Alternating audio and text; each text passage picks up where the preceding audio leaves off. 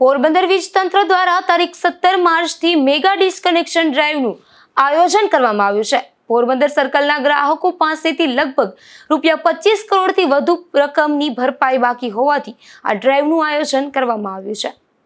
સાહેબ, આપણે 17 માર્ચથી ફરી એકવાર ડ્રાઈવ છે, કેટલા ગ્રાહકો છે, કેટલું બાકી છે અને લોકોને શું અપીલ કરશો?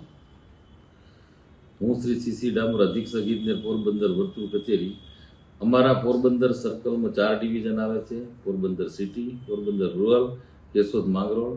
એમાં ટોટલ એરિયસ જે ગ્રાહકોને ભરવાપાત્ર રકમ છે 25 કરોડ, જે પૈકીના અમારે 1000 ઉપરથી જે એમાઉન્ટ ગણીએ ને તો એમાં 41,818 કન્ઝ્યુમર છે, તેની એમાઉન્ટ 14 કરોડ જેટલી છે।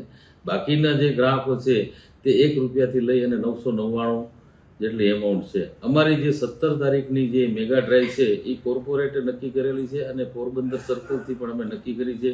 બધા ડિવિઝનમાં અમે ગ્રાહકોને એવી અપીલ કરવા માંગીએ છીએ કે 17 પહેલાં એટલે પેમેન્ટ ભરી જવું, નહીં તો અમારી પોરબંદર સર્કલની 280 જેટલી ટીમ છે, મેગા ડિસ્કનેક્શન ડ્રાઈવમાં અમે કનેક્શન કાપશું, સ્થળ ઉપર પૈસા નહીં લેશું અને ગ્રાહકોને રીકનેક્શન ચાર્જ ભરપાઈ કર્યા બાદ તેમના કનેક્શનનું જોડાણ કરવામાં આવશે।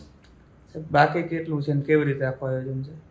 બાકીની એમાઉન્ટ જે છે એ 14 કરોડ જેટલી એમાઉન્ટ છે 1000થી ઉપરના, પણ અમે 5000થી ઉપરના અમારે ડિસ્કનેક્શન કરવાનું પ્લાનિંગ છે। એમાં 280 જેટલી ટીમ છે અને એની એમાઉન્ટ છે 3.8 કરોડ।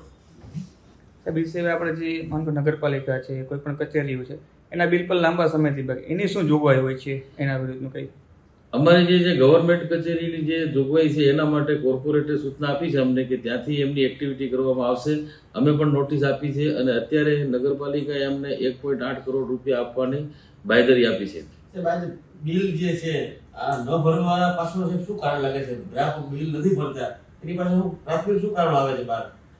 પ્રાથમિક કારણો એવા આવે છે કે એ વર્ષે બિલ ભરવા ટેવાઈ ગયા છે ઘણા, કોઈ પછી અમુક ગ્રાહક એવું છે કે લેવા માટે આવે છે, અમે ડિસ્કનેક્શન નથી થઈ શકતા એટલે નથી ભરી શકતા, અને અમુક ગ્રાહકોને પૈસા પીજીવીસીએલના ભરવા માટે છે ને આળસ એટલી ચડે છે